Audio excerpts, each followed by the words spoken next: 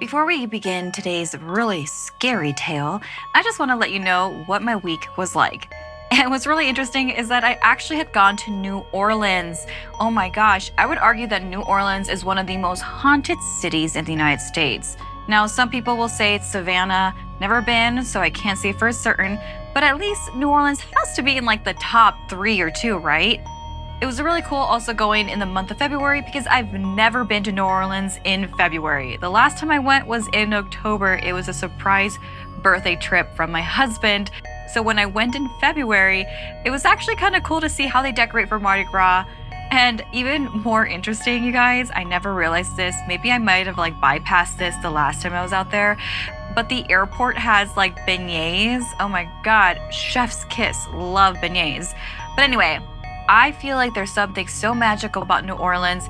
It is haunted, it is beautiful, the food is amazing. So if you've never been, I encourage you to go out there. Anyway, let's get on with today's spooky tale. Hi, I'm Steffany Strange. Want to hear something scary? Garden of the Ghouls. Typically, when we volunteer to offer aid, we know what we're getting into, but sometimes it's more than what we bargained for. Even worse, sometimes when we're trying to help, the situation ends up deadly, as in this story told by Helen Coates. Growing up, Rochelle's mother implored her to never clean on New Year's. 3 years bad luck, she would say, her grip tight on Rochelle's wrists. Still, when the news of violent rains flooding New Orleans reached for her, Rochelle didn't hesitate to pack her bags and go down south to help her grandmother rebuild the streets of New Orleans. The streets of New Orleans were slick with muddy rainwater that made the quarter look dark and otherworldly. The hanging boughs of once sturdy oak trees looked more like gnarled faces. New Orleans had always been a living thing, swelling with superstition. She couldn't help but remember the tales of cursed wetlands and ghosts living in the swamps. They're just trees, Rochelle reminded herself as she approached her grandmother's pale blue Creole-style home. Come in quick, was her grandmother's only greeting on the rainy afternoon. An urgency in her voice, like someone was after her. The state of the home was much better than Rochelle expected, considering her grandmother hadn't left in days due to the storm. Only mounds of dust clumped in the oddest of corners. All the shades were drawn. The only source of light was a sturdy black candle burning on the fireplace mantel. Let's get some sunlight in here, Rochelle said, moving to draw the curtains open. Her grandmother gasped and tried to pull Rochelle's arm back. Not quick enough. Inside may have been tame, but outside was a messy web of branches. The garden was overrun with vines. They looked like snakes, sharp things ready to bite. What happened out there? Rochelle exclaimed with breathless panic. The house seemed poised to be swallowed. When Rochelle turned to her grandmother, she could now see the 2 red angry slashes on her arm. Did you fall in the garden, Gran? No, close the curtains, child. The garden's a beast that wants to be fed. Her grandmother begged, hands shaking on the curtains. Rochelle didn't ask again and turned to fix their plate of lucky black-eyed Susans for luck, for prosperity. When they went to bed, that odd black candle was still burning. Her grandmother refused to let Rochelle blow it out, saying only, "It will keep us safe." The rain pounded harder that night, so hard it shook Rochelle from sleep. Wind scattered through the storm, sounding like a sharp wail. But the wail didn't stop. "Gran?" Rochelle called out. Only the wailing answered. From her bed, Rochelle crept to the window, following the sound. Down below, the garden seemed to have grown twice in size, its vicious green mouth yawning wider, hungry for destruction.